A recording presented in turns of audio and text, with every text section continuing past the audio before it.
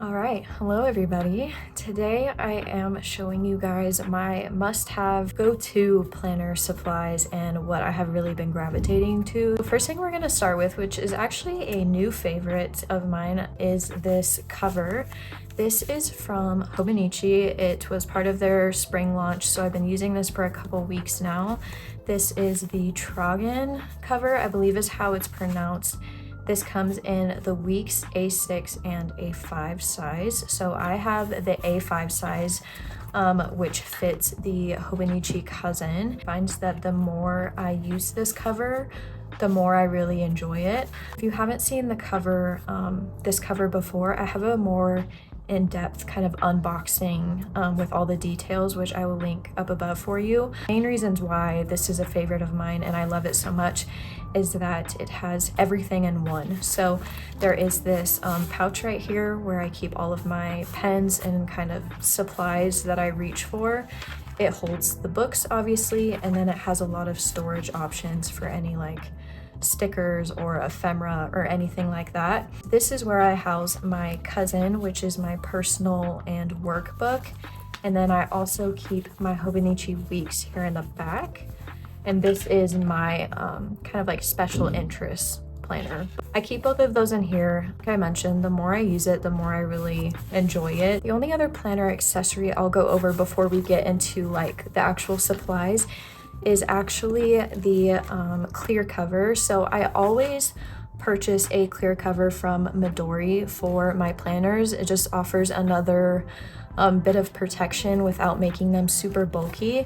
I don't actually have a cover on this one just because this book is like so huge right now and I'm almost done with it. Didn't want to waste the plastic, but when I am starting off with a new book, I always like to have a clear cover on it. This one is my spring edition for 2024, so I'll start this one in April. And you can see I actually cut out the packaging that it came with and I stuck it in my cover just because I like how this looks and I want to add some like stickers and stuff onto it. I get the notebook cover. There's two different A5 options that they offer. There's the notebook and then the one day, one page journal, which is a little bit bigger. So the notebook cover is a little bit of a tighter fit, but I find when I just put like some warm air on the cover, it molds to the book like perfectly. So that is something that's definitely been a must-have for me the past year.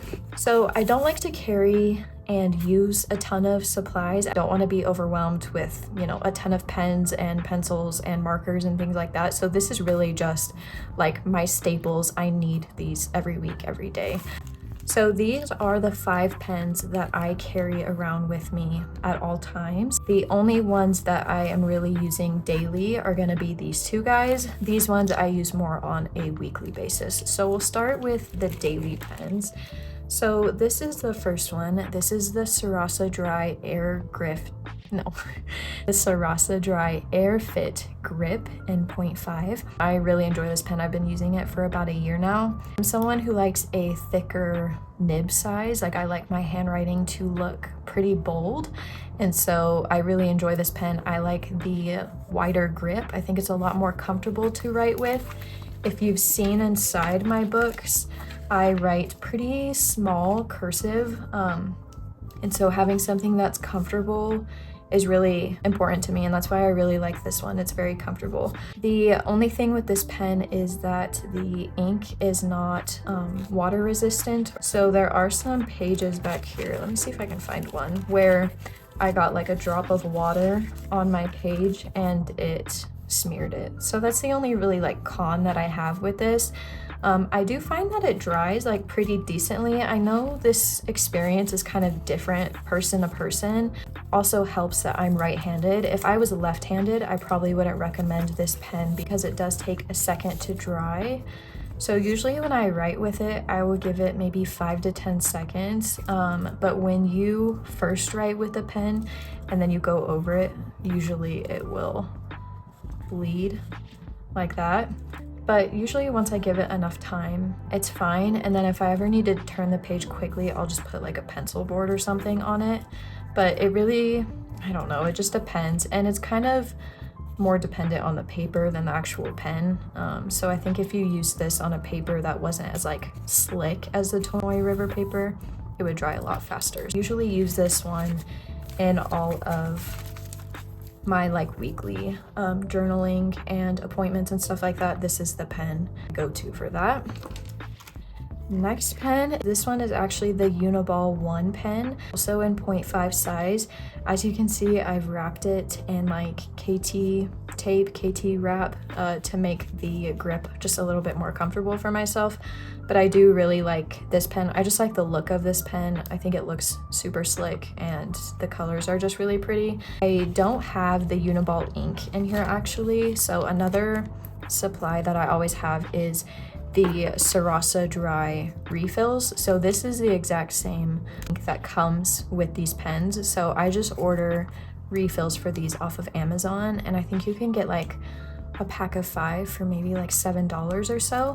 So I just stick these my Uniball pen as well. These are the two pens that I'm usually just cycling through. I don't know if I really have a preference. It's kind of just whatever I grab in that moment, but both of these are a favorite for me. And then the final pen that I use, the final pen that I use is actually this fountain pen, which is a new favorite for me, and thanks to a lot of recommendations from you guys. This is the Platinum Preppy in the 05 size, which is the boldest pen nib you can get. And I like using this one for my journaling pages. So as you can see here, my writing is very thick and bold. I like to write in my book just to like get it out of my brain. I never come back here to reread any of this, and so I don't necessarily need my handwriting to be legible. I need it to be comfortable. I really like the thick nib size, and this fountain pen is just super smooth to write with. It's super affordable. This pen was like $5, so if you were a beginner, if you were a newbie like me, really recommend this guy. Something else to go with this is actually the ink cartridges. So I actually don't carry these around with me because I don't want them to like explode one day. The ink that comes with the pen is not waterproof, but you can buy their carbon ink cartridges, which are like waterproof, water resistant. That is what I currently use for my journaling now. So if I spill water on this, it's not gonna bleed. So I usually have these like on my desk. All right, and then next, these are kind of newer additions. So I have a Posca white paint pen and then a Winsor and Newton pen as well. So these ones I've actually been using to change the layouts of my weekly spreads. Let me find a good example. Yeah, so here's one. So recently I have been really liking doing a horizontal layout on this right side so I can have more room for my to-do list. And so in order to just make it a little bit more easy to look at, what I've been doing is taking my Posca pen and whiting out the vertical lines that are normally on the page. And by whiting them out, it just makes it a little bit easier on the eyes. It makes it look like it's actually supposed to be horizontal. I like using this pen more than I do like whiteout because it's really thin, it's easy to write over, and it's not sticky at all, and it dries pretty quickly. Anytime I've ever used whiteout in my book, I just don't like how it dries or kind of reacts to the paper. But I really like the Posca pen. So that's what I use to white out the lines. And then to draw in the horizontal lines is the Winsor pen. This is in a 0.3 size. So it's the closest size that I could get to the actual lines that are in here. And this is actually in a cool gray color, so it's not black. It's as close of a match to the actual print that I could get. And since it's not black, it's a little less abrasive. So this is what I use in to draw my lines. These are the 5 pens that I use. These 3 guys are kind of more on a weekly basis. These 2 are on a daily basis. Next in my little pouch are just my tabs. So I am a thumb tab girly. I like to have tabs on the bottom so I can reference my pages really quickly. I do not like having tabs on the side. So these ones are from Post-it. They're super affordable and they come in, I don't know, there's like a pack of like 20 maybe. So every few months I'll cycle through these because they do start to like wear and tear a little bit. I'll just cycle through these as needed, but I usually keep one thumb tab on my monthly, one on my weekly, and then one on whatever journaling page that I'm currently on. And it just lets me access those pages really quickly and efficiently, so love those. I don't really mind the colors at all, so that's just what I use for those. And that is basically everything that I keep in this pen pouch. Again, a pretty decent amount of supplies in here. Next, I'm actually going to talk about something a little different, but it kind of relates to planner covers and kind of what I carry my books in. This thing I want to share is actually my purse, which is what I always carry my books in. So this was actually very kindly gifted to me from Teddy Blake, and I will have some like better shots of it up on the screen now. Been using it for the past couple months, and I really enjoy this bag. My bag specifically is the Ava 11-inch size, and one of the reasons I like it so much is that it is the perfect kind of like boxy fit.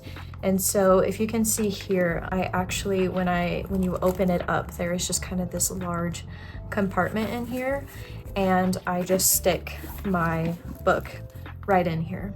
So I only ever carry my planners to and from work. So I usually just throw in my books, my keys, and my wallet in here, and that's basically it.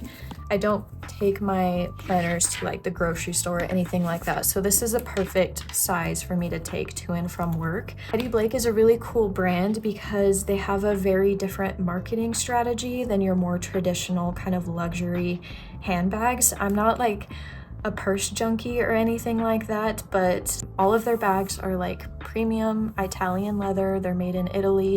They have really pretty designs, and there's literally so many colors. I think I actually want the brown one in this design next. They did give me a discount code, so if you are interested in any Teddy Blake bags, I have a code, and I'll put all of this in the description as well, but it's TB Tory on Paper 30, and that will get you $30 off your purchase. And I don't make any commission or anything from that code. It just lets them know that I sent you their way. Big thank you to Teddy Blake. I definitely wanted to use this for a good amount of time before I gave my opinion on it, because I wanted to give honest feedback, and I personally love this bag. I'm someone who really likes like squishy, like plush leather, if that makes sense, and it just makes me feel really like cool and sophisticated when I get to carry my pretty planners and my pretty bag and stuff like that. So very grown-up adult feeling, and it's been really awesome. So definitely recommend them, but this is what I carry my books in every single day, and it keeps them protected and safe, and that's really all I could ask for. One more honorable mention that I have been using throughout this year is actually this glue stick. So a lot of the photos or pictures that I put in here, I'll either just tape them or I will glue them in here. This is one that I just got off of Amazon. This is one that Megan Rhiannon uses. This one, it's not bad. I don't love it. I've noticed that like in some of my earlier journaling pages, things are starting to come off, but again, that might just be because the Tomoe River paper is a little bit more slick. It's not really like a glue problem, it's a paper problem. So anything you see taped in here, this is the glue that I am using. Something else, another honorable mention is just a pencil board. I have a couple in here, and I use these for like my horizontal lines, my to-do list lines, things like that. So I find having a pencil board really handy, but other than that, it's pretty simple what I keep in my book. If you guys have any favorites I would be interested in, please let me know below. I definitely take your guys' recommendations into consideration for sure. Thank you guys so much for watching, and I will see you in the next video.